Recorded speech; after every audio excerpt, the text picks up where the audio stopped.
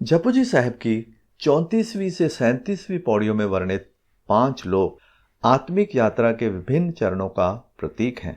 अस्तित्व की उच्चतम अवस्था तक पहुंचने के लिए सभी पांचों में से गुजरना होगा और वह अवस्था ईश्वर के साथ एक होना या एक होने के बराबर है।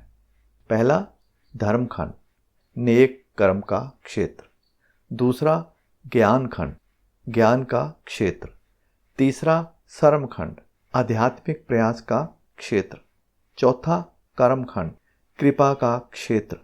पांचवा सचखंड, सत्य का परम दायरा। यह मानव चेतना के विकास की अंतिम और सर्वोच्च अवस्था है, जहां आत्मा अकाल पुरख के साथ पूर्ण एकत्व और एक रूपता प्राप्त करती है और समस्त सांसारिक बंधनों से मुक्त होकर दिव्यता का अनुभव करती है। इन 5 खंडों का वर्णन गुरु नानक देव जी ने जपुजी साहब में किया है। ये आत्मा की यात्रा को दिखाते हैं, जहां धर्म से शुरुआत होती है और सत्य के साथ एकाकार होने पर समाप्त होती है। अब हम इन 5 के बारे में संक्षेप में जानेंगे। पहला धर्मखंड, नेक कर्म का क्षेत्र। यह आत्मिक यात्रा की पहली अवस्था है, जहां जीव अपने कर्तव्यों और नैतिकता को पहचानता है। यह क्षेत्र कर्म, न्याय और सत्य पर आधारित है।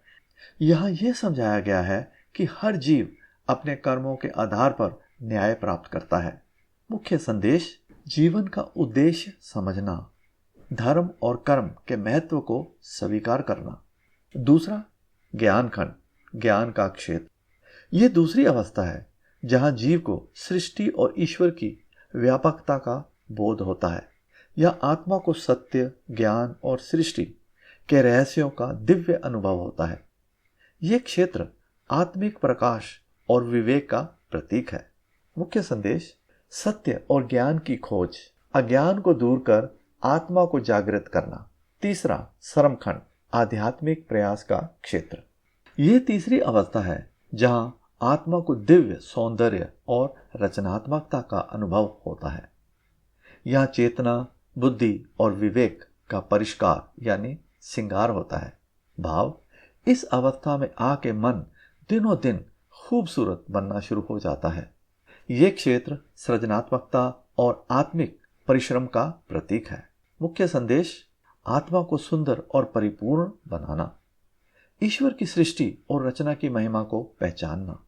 चौथा कर्मखंड, कृपा का क्षेत्र।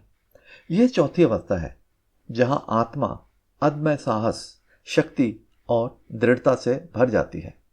यह क्षेत्र वीरता, अडिगता और आत्मिक विजय का प्रतीक है। यहां केवल वे आत्माएं पहुंचती हैं जो कठिन परीक्षाओं और संघर्षों को पार कर चुकी होती हैं। मुख्य संदेश: साहस और बल का विकास, आत्मा को शक्तिशाली और दृढ़ बनाना। पांचवा सचखंड, सत्य का परम दायरा। यह आत्मिक यात्रा की अंतिम और सर्वोच्च अवस्था है। यह आत्मा पूरी तरह से ईश्वर के साथ एकाकार हो जाती है। यह वह क्षेत्र है जहां केवल सत्य का वास है और वहां ईश्वर की महानता और कृपा का अनुभव होता है। मुख्य संदेश: आत्मा का ईश्वर के साथ पूर्ण एकत्व, दिव्य आनंद और अमरता का अनुभव। इन 5 खंडों का वर्णन गुरु नानक देव जी ने जपुजी साहब में किया है। ये आत्मा की यात्रा को दिखाते हैं, जहां धर्म से शुरुआत होती है और सत्य के साथ एकाकार होने पर समाप्त होती है। इन 5 खंडों के माध्यम से गुरु नानक देव जी आत्मा की विकास यात्रा और ईश्वर की व्यापकता को समझाने का मार्ग प्रदान करते हैं। अंतिम अवस्था सचखंड है, जो ईश्वर के साथ एकत्व या एकाकार की अवस्था है।